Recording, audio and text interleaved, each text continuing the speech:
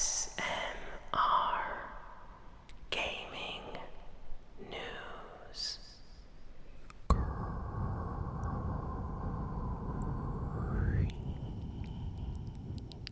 Greetings, everyone,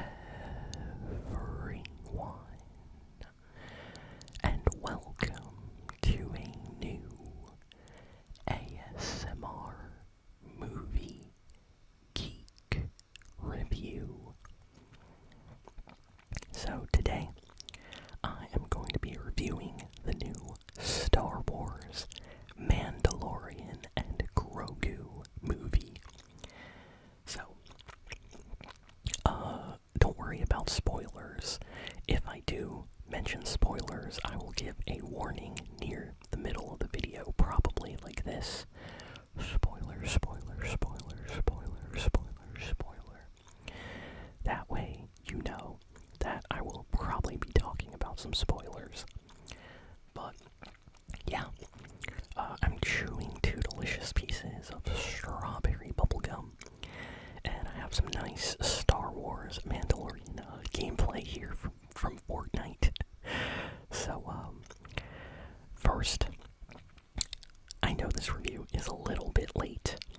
The reason I went so late to watch the movie is because I was waiting for some friends. I had some friends that are big Star Wars fans, but they needed to come back from vacation, and I didn't want to watch the movie without them, so I waited, and we all went together to go watch it.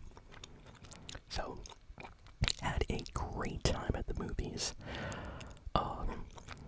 Now, I have to say that, apparently, this Star Wars movie is not doing that good at the theater. I read something that said that this is like the lowest grossing Star Wars movie. It has very low reviews as well. So it has kind of low reviews, and not a lot of people are going to see it, which makes me very, very sad, especially after watching it. So when we got to the theater, I got some salted popcorn with butter and some Pepsi, and I sat down and the movie started. And let me tell you, in the theater that I was in, there was barely anybody sitting down and watching this movie. Everybody was watching other movies like Obsession, and I think that Backrooms movie is out right now as well. Like, everybody was in other, theater, halls watching other movies. So, our room was just a few people. And I know the movie was out for a bit now, but still, usually Star Wars has a lot more people. So I immediately noticed that. I really, really liked this movie. From the start to the finish of this film, I thought they did a great job of capturing the spirit of the Mandalorian show on Disney. If you have not watched any of the Mandalorian episodes or seasons, I highly recommend watching some of those before watching this movie. But this movie is special because it doesn't really expect you to know every single piece of Star Wars lore or Mandalorian media to enjoy the movie. It's actually kind of a fun standalone adventure, I would say. So if you're planning on watching this, or if you don't know a lot about the Mandalorian show, don't worry. All you have to know is Mando and Grogu, and this is their movie, and everything else kind of falls into place. If you are a fan of the Mandalorian show, I would say this movie is exactly what the title says. The title is called Mandalorian and Grogu, and this movie specifically focuses on only those two characters for 95% of the movie. No joke, for real. So, something that the early Mandalorian seasons did a lot of, especially season 1 and parts of season 2. Something that the later episodes of season 2 and season 3 started doing was, it was called The Mandalorian, but the show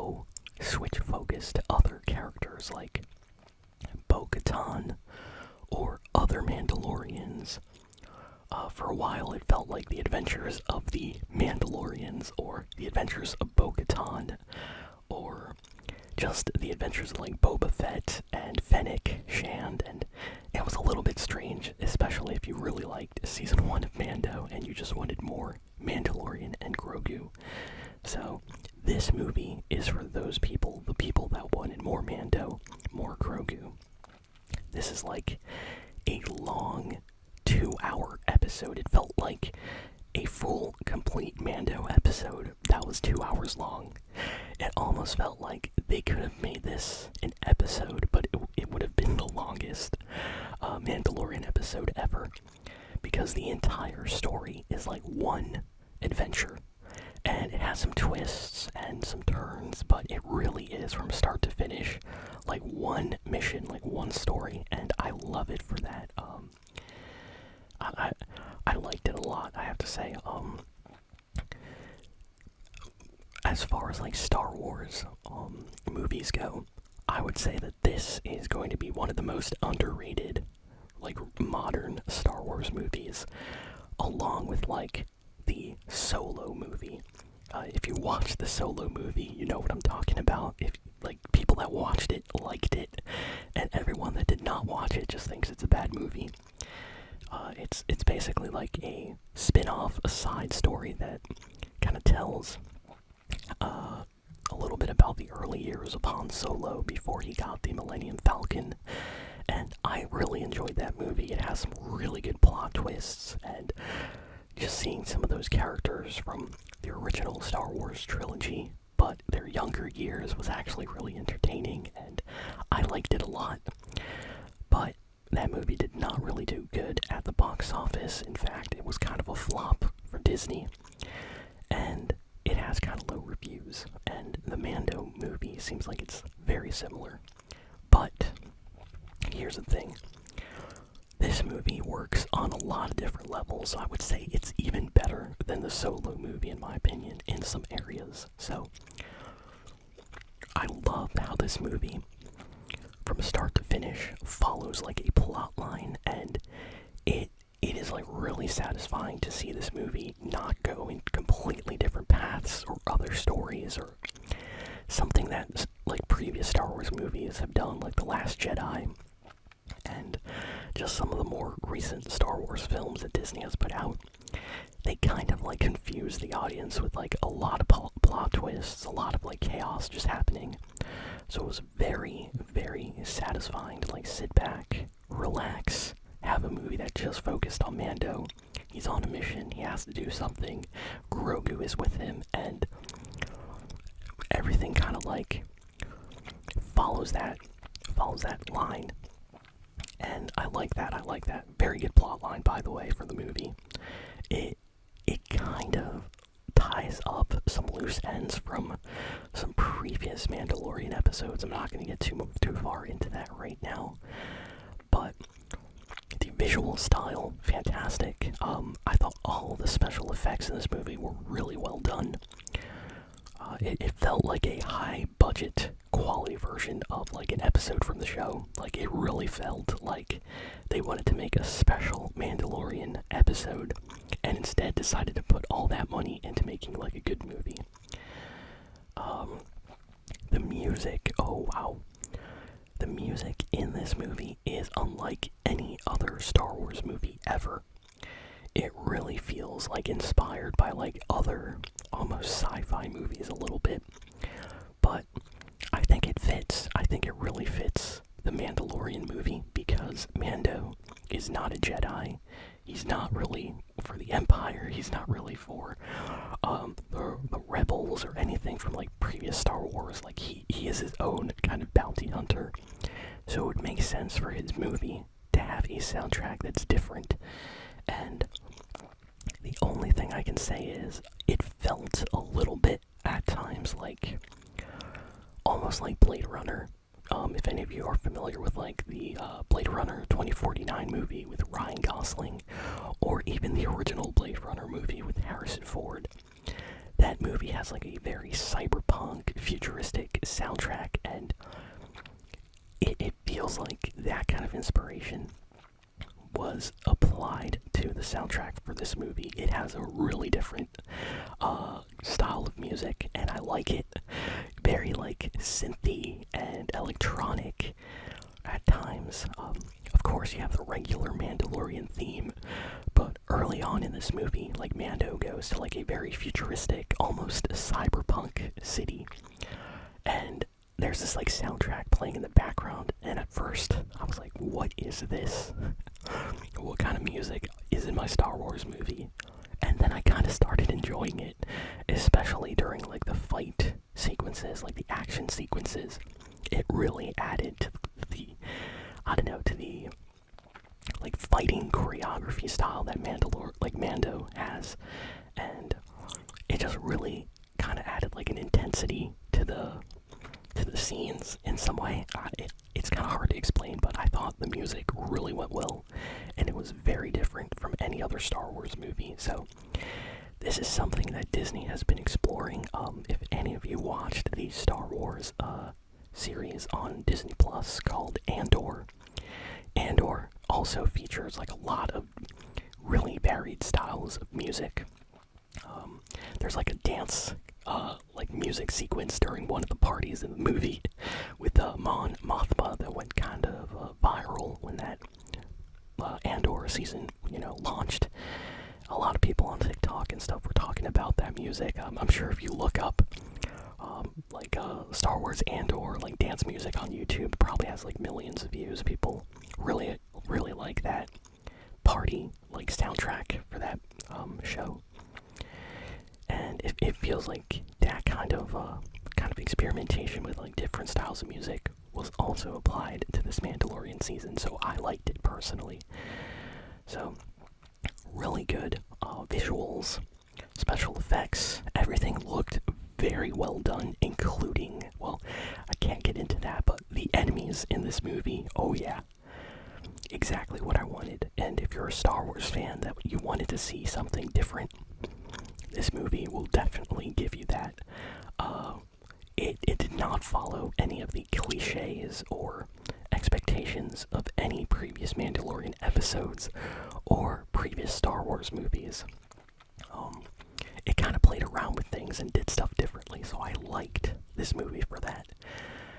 I thought the chemistry, of course, between Mando and Grogu, the kind of like protector and helper kind of scenarios and things really went well together. Grogu is hilarious, but he's also kind of serious when he needs to be.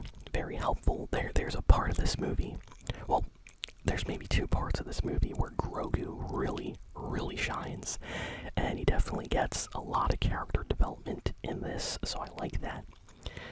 And Mando as well, he is really like serious in this movie, and I like that. Almost like he was in season 1 of the Mandalorian show, like no nonsense, it's about the mission. So some really good stuff. If there was one thing that I would critique about this movie is a lot of people went in expecting some cameos, and this movie, I'm gonna be honest, doesn't really deliver in the cameo or Easter egg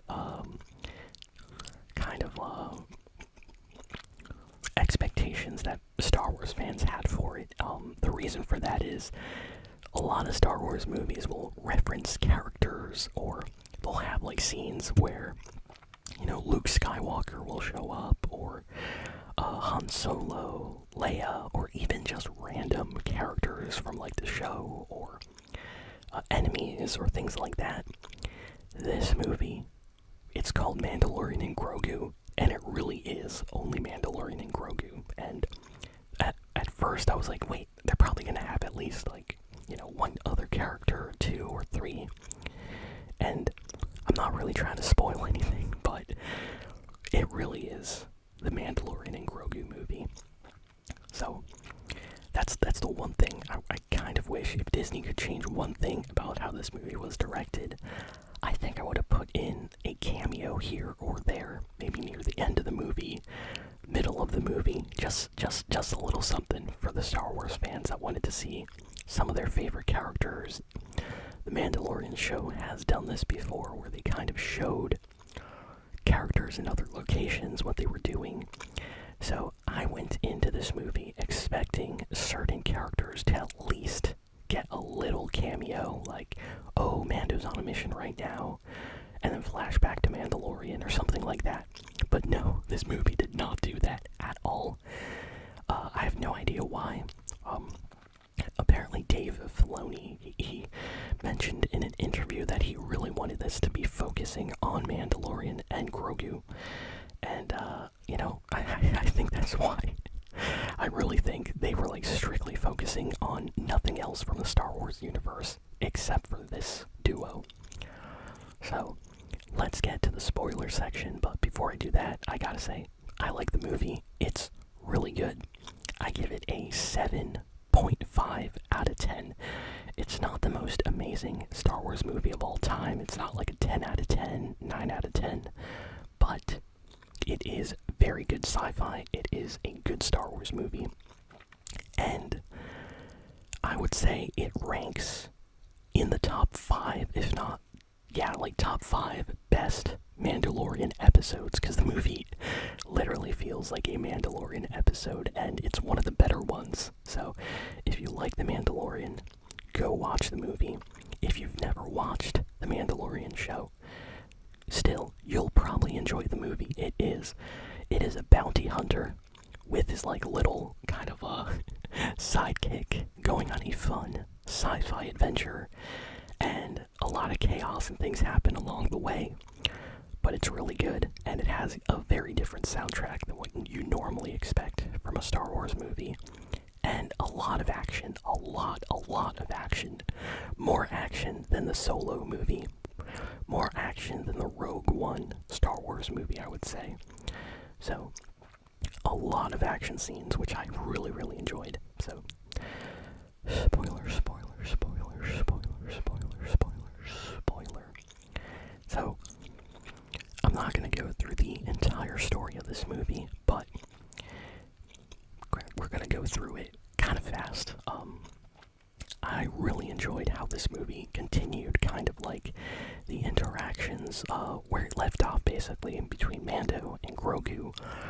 If you haven't watched the Mandalorian show, Grogu basically left the Luke Skywalker training that he was supposed to get and decided to go with Mandalorian instead. Like, he made a choice.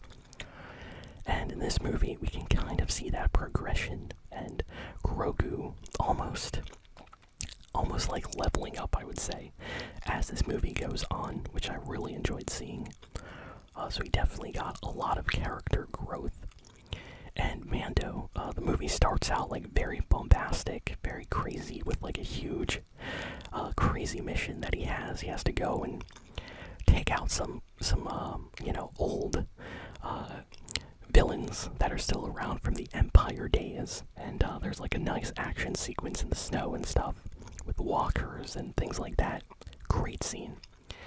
And then Mando gets a mission that is a little bit more difficult. He has to get Rhoda the Hutt from some like crime syndicate lord, and he's doing this for the Hutts. And the Hutts, of course, are very dangerous kind of gangsters. And these particular Hutts are twins and are very notorious for being kind of cruel. So it's not the best bounty for Mando, but he takes it. And along the way, he discovers that Rhoda the Hutt is a prisoner, but he doesn't think that he's prisoner, and he's forced to fight on this kind of gladiator planet arena. And they give him like one final fight, and they tell him that he'll be free. And basically Mando discovers through like his detective work, sneaking around and fighting bad guys, that this final fight is really meant to be the final fight for Rhoda the Hutt. And he quickly goes back to warn Rhoda, and everything goes wrong, and they all get captured, and it's really entertaining, this entire like sequence on the planet. Everything feels different. There is a small kind of cameo appearance by director Martin Scorsese. Scorsese. He actually plays, he plays like a guy in like a hot dog stand of some kind. And he voices this like alien character with like 4 arms. It's really funny. I was like, wait, is that Martin Scorsese? I recognize that voice. So he's in this movie, in this part. And Rhoda the Hutt, I didn't mention this earlier, but if you watch Star Wars shows, you know exactly who that is. So that's kind of a big deal.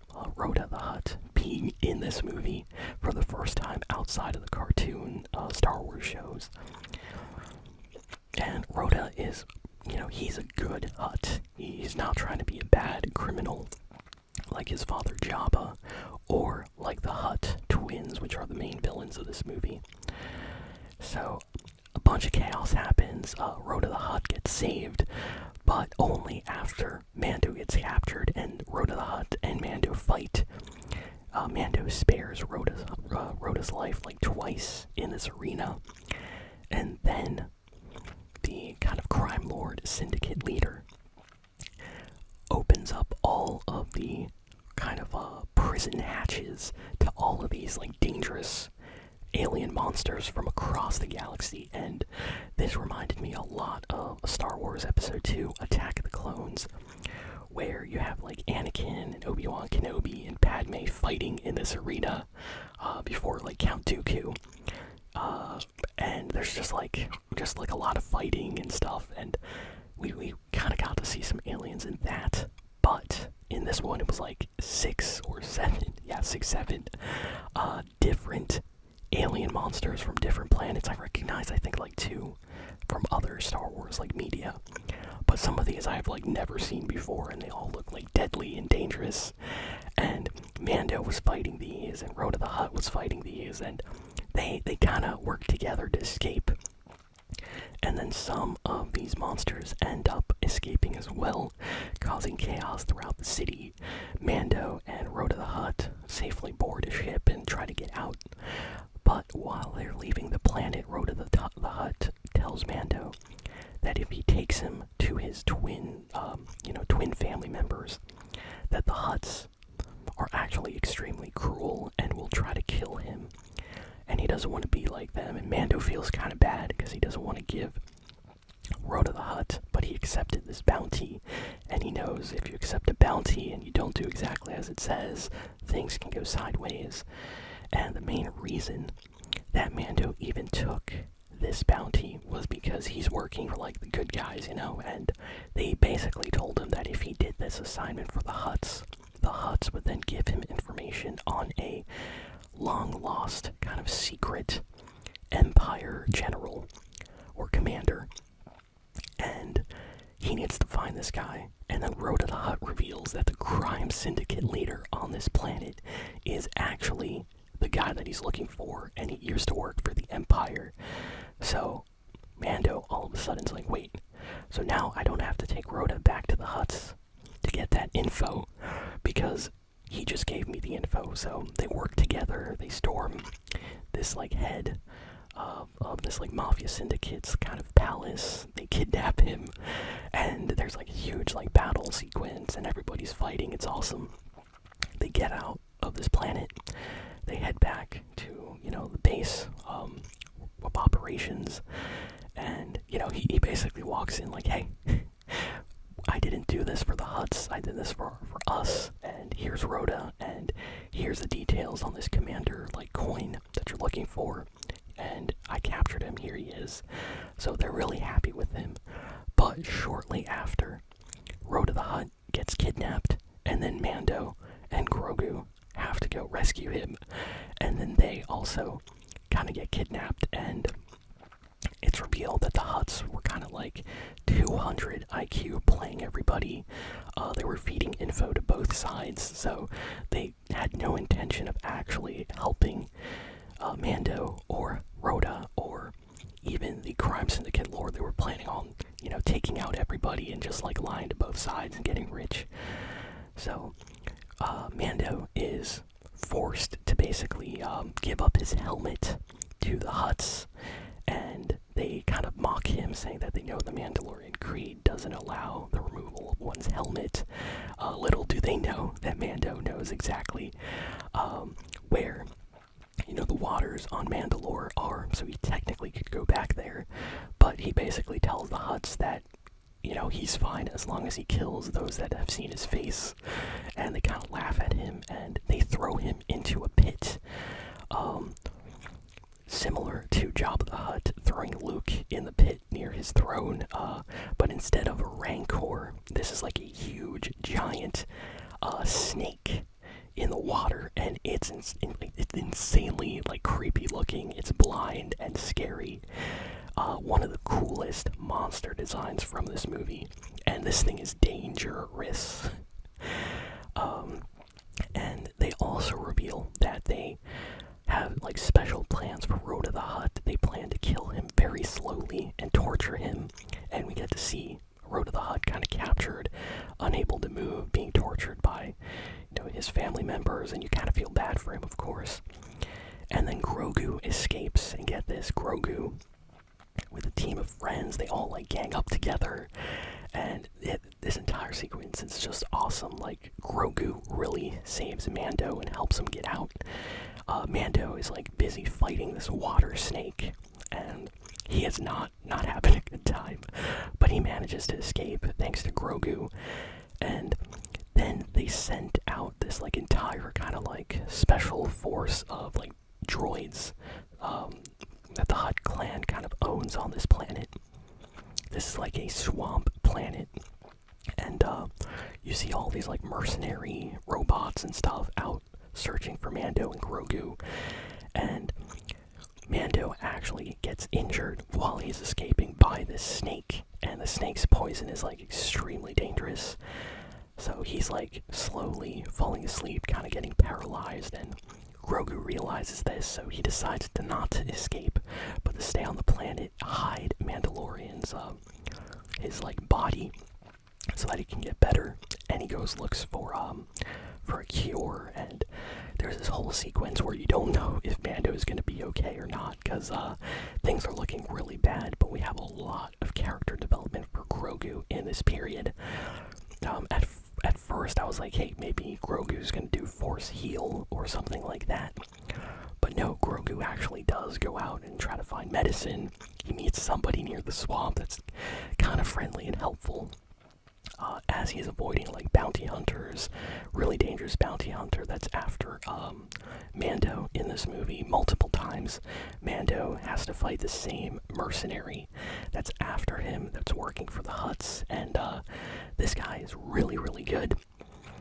We don't really get to see much of him, so we don't know much, but very dangerous, very skilled, and they have a few fights in this movie. So Grogu is avoiding him in this jungle swamp area, and they're looking for Mando, and he's hiding in this small little cave that Grogu made for him. And eventually Mando comes back after a few days of basically almost dying in the swamp from this poison, and they head back. They storm I was about to say Jabba's palace, the Hutt's palace, and they start taking out all the droids, all these special henchmen, and of course they eventually get to actually fighting the Hutts. They free Rhoda the Hutt.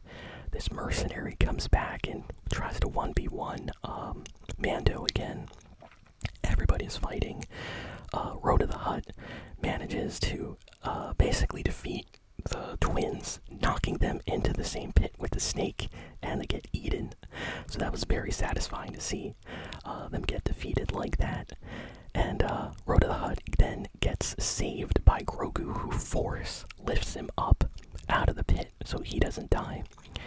And then this mercenary kind of escapes. Mando technically kind of won that fight, but the enemy mercenary that was in this movie after Mando is basically the only one that gets to live and escape. So maybe they'll appear in a future episode or something at some point, kind of like Fennec Shand in those early seasons of Mandalorian, where she was attacking Mando at first, and then she got to do her own kind of side missions later on. So Mando escapes this planet. They blow up this entire palace, and they save Rhoda. Everyone's good, and the mission is over. So it was kind of like just a very long Mandalorian episode. They visit about 4 planets in this movie, so not a lot of Star Wars planets, but still a decent amount. And we get to see just a ton of creepy, crazy creatures, scary monsters, and it's just action, action, action, action.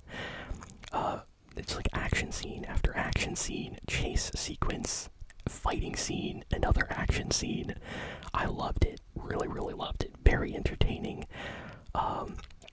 Aside from the moment where Mando got kind of, fatally wounded and had to be, taken care of by Grogu, that was like the only kind of slow part of the movie, and it was really well done.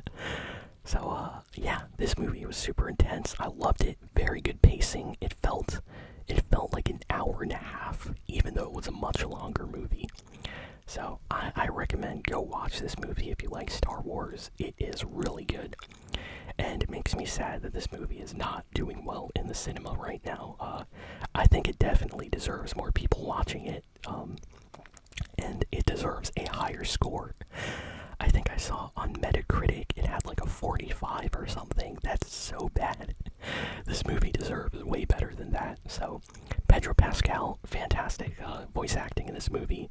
He does show his face, of course, when they take off his helmet, but that's like the only part where you actually get to see his face, which I kind of thought was funny, And yeah, Grogu really had a lot of character development in this, so I would love to see Grogu kind of, growing in his Jedi abilities, possibly in the next Mandalorian season, or whatever they do with Mando in the future after this. So, really, really fun, entertaining movie, and I would definitely watch a sequel. So, yeah, thank you all for listening, for watching. Let me know if you have watched this movie, or what your thoughts are in the comments, and I will see you all next time.